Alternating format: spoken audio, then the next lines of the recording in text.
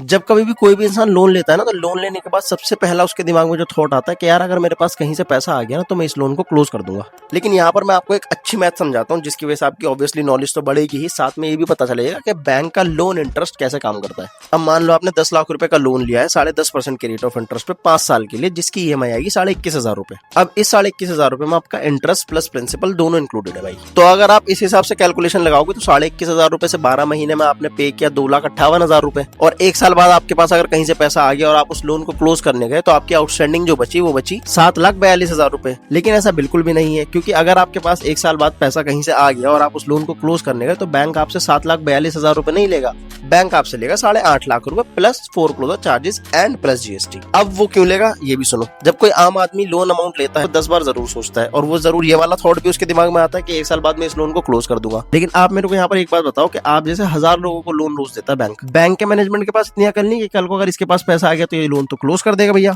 तो कभी भी कोई भी लोन हो, चाहे पर्सनल लोन, चाहे होम लोन, चाहे कार लोन, उसका जो शुरू का पीरियड होगा उसमें बैंक आपसे ज्यादा इंटरेस्ट कंपोनेंट लेता है, और ये इंटरेस्ट कंपोनेंट धीरे धीरे वक्त के साथ कम होता है, ताकि अगर कल को आपके पास पैसा आ जाए तो आप लोन को क्लोज भी करें तो बैंक का नुकसान ना हो। तो शेयर कर देना ये वीडियो उसके साथ जो लोन लेने की सोच रहा है। That's it for today, this is Zuber Khan signing of.